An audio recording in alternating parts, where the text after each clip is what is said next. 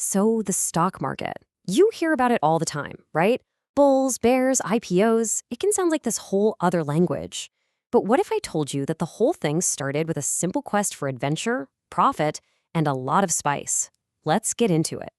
To really get what's happening in today's digital markets, we actually have to rewind the clock way back. We're talking about the high seas in the 1600s, where global trade was about to get a brand new revolutionary engine. All right, Section 1 Seafaring Traders and Shares. Our story kicks off with the birth of a $1 billion idea, and it was sparked by one of the most ambitious companies in history. A company that had to figure out how to fund voyages on a scale the world had never even dreamed of. We're talking about the Dutch East India Company. And back in the 1600s, these guys were a huge deal. They had this massive fleet sending hundreds of ships on incredibly dangerous, incredibly expensive journeys to the farthest corners of the known world. And what were they after? The most valuable stuff you could get your hands on back then. Gold, delicate porcelain, exotic spices, and luxurious silks. But as you can imagine, running an operation like this wasn't cheap. It created a massive problem. How on earth do you raise enough cash for expeditions this big? Well, their solution was kind of genius. They went to regular people, private citizens, and made them an offer. Help us pay for a voyage, and in return, you'll get a cut of the profits. This simple idea unlocked a ton of cash, which let them fund even bigger, more profitable trips for everyone involved. And just like that, by selling these little pieces of their voyages in busy coffee shops and down at the docks, the Dutch East India Company, without even knowing it, invented the world's very first stock market. Pretty amazing, right? So, how do we get from that to, well, to today? Okay, Section 2, your corner coffee shop IPO. Let's bring this into the modern world. Imagine your favorite local coffee shop wants to expand. Just like those old traders, they need money to make it happen. The whole process is called an initial public offering, or an IPO. First, our coffee company teams up with investment banks to pitch their big vision to large professional investors.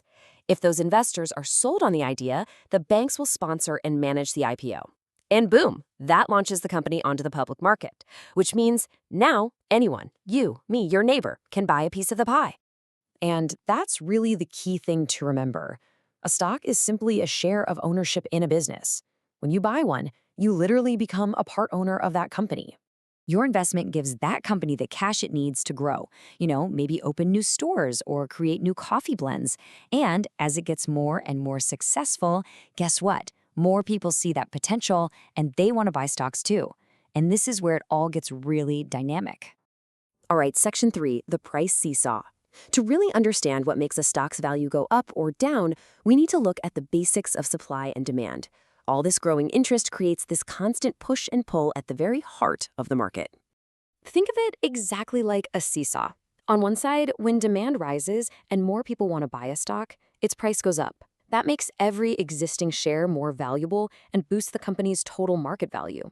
But that seesaw can tip the other way. If investors start to get nervous and think the value is going to drop, they start selling. When that happens, demand falls, the stock price drops, and so does the company's value. So, Section 4, confidence, fear, and noise. What makes that seesaw move in the first place? Well, it's not always about pure profits and losses. A huge part of it is something way less predictable: the human element.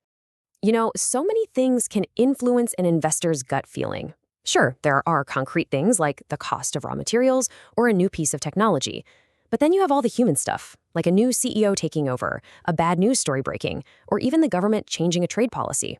All of this creates what traders call day-to-day noise. All those little ups and downs that can sometimes distract from a company's real long-term value. And this gets to a core truth about the market. Perception can become reality. If a company just seems like it's losing value, it can spook investors into selling, which then causes it to actually lose value. It's a really powerful feedback loop. So, you see, the stock market isn't just a cold calculating machine. It's more like a mirror, reflecting our collective hopes and our fears about the future. That shared confidence, or the lack of it, is powerful enough to fuel massive economic booms or even trigger devastating financial crises. And because that human element is so hard to predict, it's exactly why most experts recommend focusing on reliable, long-term investing instead of trying to time the market's emotional swings. Now, with all this talk about fear and human emotions, you might be thinking this is a game just for the Wall Street pros. But that brings us to our final section, investing in your future. Because today, the market is more open than it has ever been. So let's tackle this head on. Is this whole system really just a playground for the rich and powerful? For a really long time, yeah, that was pretty much true. But then, a technological revolution came along and completely changed the game. The internet basically blew the doors wide open. All of a sudden, everyday people could get access to the market and buy stocks in the exact same way a huge investment firm would. The barrier to entry has never been lower. And what that means for you is that by learning about how this all works, you have the power to invest in the companies you actually believe in, to support innovation, and to build towards your own financial goals. So, from those 17th century spice traders to the smartphone in your pocket, the stock market has always been about belief in the future. And whether that means learning more or opening your first account, the first step is always the same: getting invested.